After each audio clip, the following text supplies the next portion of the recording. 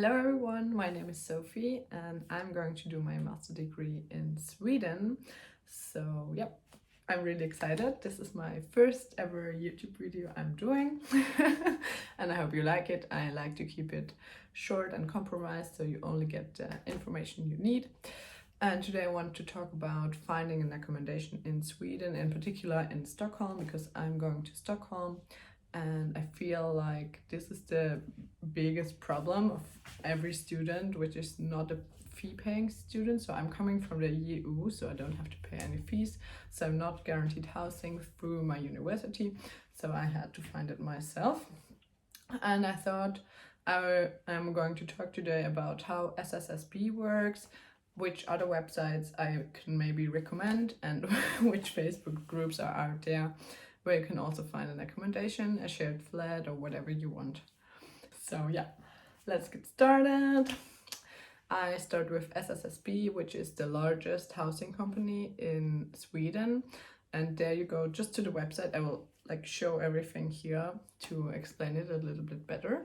So you go to the website, you register yourself, which is a really easy process. And then you start collecting waiting days, like you're in a queue and every day you wait is 1 point in the queue. Yeah, that's it.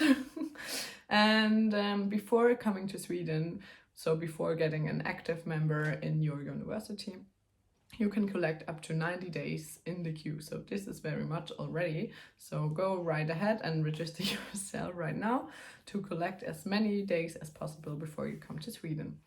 And then once you arrive in Sweden and you register yourself at your university, you can also become a student union member. And with this student union membership, which is actually mandatory for SSSB, so you can apply for your apartment, shared flat, whatever corridor room you want. But it's really important to notice that the student union membership is important, and without the student union membership you can't apply for an apartment. And here you see that I have right now 71 waiting days, which is good, I think, but I can just collect up to 90 before I go to the university. So I need to pause it. So here after 60 days, they will have a button where you can pause your points. And I will pause my points right now. So I can keep them until I have my student union membership, which will be in, I don't know, end of August. Yeah. Okay. And what else? Now, to explain further this website, you can go for, if you have already some waiting days, for example, you can go to find an accommodation. And there you see all the accommodations they have right now available. I think right now there are 42 available places, which is good. And then you go there and you search for, you can either search for any specific apartments. If you have any specific needs or wishes, then you can search them, or you just scroll through all of them, and there is if you go on one of them, you will see the address, how many square meters you have, how much does it cost, if you have any shared spaces or not. And then you see also, which is I think personally really interesting, you see how many people already applied for this flat and how many waiting days the one with the most waiting days has. So, and then I would recommend apply even if you have not more waiting days than the other one. But imagine if this person with more waiting days than you doesn't want to take the flat. Do you understand? If they get the offer for the flat and they already found a better one, and then they will decline, so you got a chance to maybe get it. So yeah, just apply for it. As you can see, most of the people applying to the accommodations have already gained around, I don't know, more than 100 days. So it's most likely that you won't get an apartment in your first semester right before arriving in Sweden. So however, there are lots of other websites. Don't worry, I will link them here. You'll hopefully see them. They're all kind of similar. They're all for free. And mostly it works like you create an account yourself, and then you see all the listed flats below, and then you can write with the landlord or text them and tell something about you. I would recommend have a profile picture maybe, and this makes it easier also for all the landlords to see who you are and that you are a reliable tenant. And there are also a lot of Facebook groups, which was kind of funny to me because in Germany Facebook isn't a big thing anymore, like not in my age maybe, but still.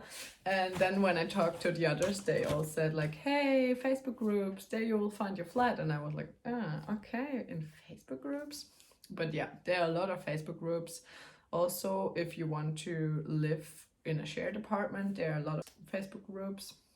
I also will link them over here and also in the info box, so you can find in this and yeah, go check it out. What I have personally to say is be aware of scams. I personally wrote with 2 landlords on Facebook, 2 or 3 I think, and at first they seemed really reliable and they said like, yeah, hand me over your information and no problem, you will get the flat, everything's fine, I will prepare the contract for you.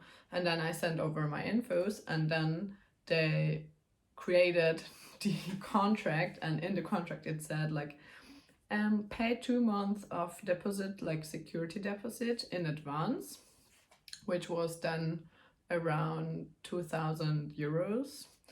And then they said like, yeah, I'm not going to be in Sweden when you arrive, so I will send you the key via DHL, like wire post. And I said like, sorry, but this is truly a scam. And yeah, so there are so weird stories out there, so be really aware of scams. Never pay something in advance, and if you can, maybe phone with them or contact someone else when you know someone in Sweden, so they go and check out the apartment for you, something like this. This would be really helpful. And yeah, and what also is probably important to mention is that the prices in Sweden for apartments are kind of really high, which makes my eyes tear. But no, for real, it's expensive there. I've lived in Munich before, but prices in Sweden are another range. And it's also really normal or really common to live relatively far from the university. So in Munich, everyone lives like really in the center. You can walk to your university, or you go by, I don't know, subway 10 minutes. But in Sweden, it seems like it's normal to go by train or subway for around 30 to 40 minutes, just to keep that in mind. Because at first, when I searched for an apartment, I was like, please something near the university. And then I realized this is not gonna happen. But yeah. Maybe you are lucky and you find something, then let me know in the comments where you found your apartment. And yep, I would be happy to hear more about your stories. Are you coming to Sweden? Are you planning on doing your master somewhere else in Scandinavia or in another country? Let me know. Or if you want to know more about studying in Germany, I can do videos about this as well. Yeah, I wish you a great day. See you hopefully soon, and have a good week.